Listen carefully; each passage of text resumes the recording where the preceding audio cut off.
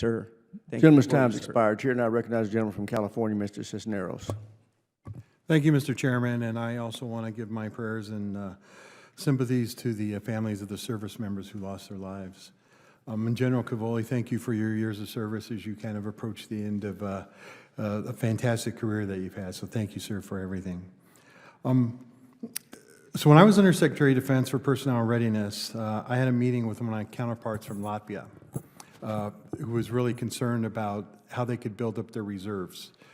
I mean, to the point, they were worried about the Russians and the possibility of them coming there, that they were actually drilling, elementary school children, preparing military drill, ensuring that they're learning that in elementary school to get them ready as they matured and got older. Obviously, I think all the Baltic states, Lithuania, Estonia, Latvia, they're all very concerned about the Russians, and the invasion into Ukraine probably did not ease their tensions. But how are we preparing our Baltic allies, getting them ready for the possible threat of a Russian invasion? And really, and maybe this might be more for for the classified briefing, but what is the possible threat of later on if the Russians are successful in Ukraine, that they will continue their aggression on other former Soviet states? Thank you, sir. So we help them in a variety of ways. First, how does NATO help them? NATO's new defense plans give a structure for them to plan and to nest their national defense plans inside. So those plans go together with the NATO plans, and this really helps a defense planner clarify a whole bunch of things about how much of what he needs where, et cetera, et cetera. Second, the command structures that have been outlined and the relationships that have been outlined as a result of the plans or inside the plans gives them permanent relationships for units to build readiness with and headquarters to build procedures with. So that's one big advantage that helps them a great deal. Bilaterally, we work very closely with those allies because they're so intent on buying American stuff. So it's one thing to buy a HIMARS. It's another thing to know how to use it. That's pretty simple. But it's another thing entirely to know how to integrate that capability into your warfighting methodology.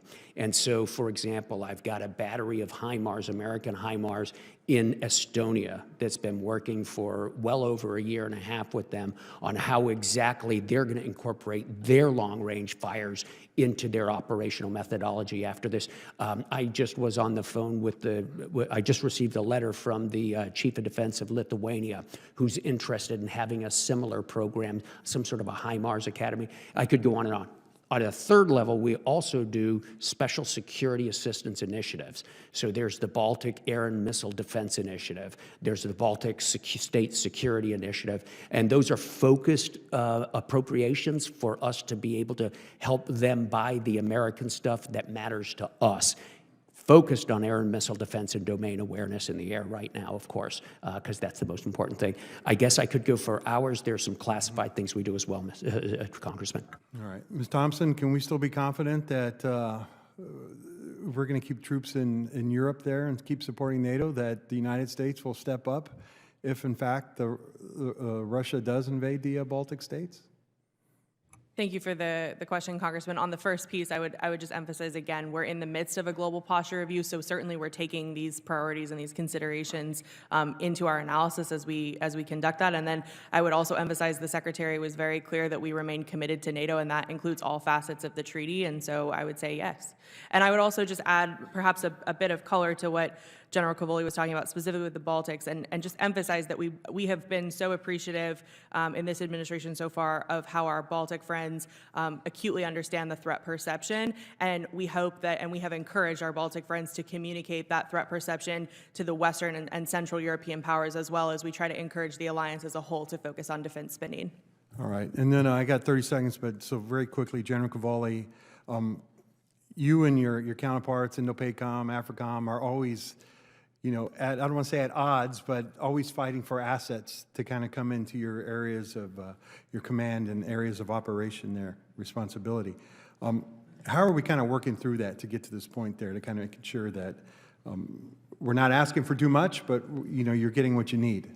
Sure. So our job is to articulate our requirements based on the tasks we're given, sir, and the Secretary of Defense, with the advice of the chairman, allocates the resources. There's another step, though, right? Eric Carrilla and I have known each other our whole lives.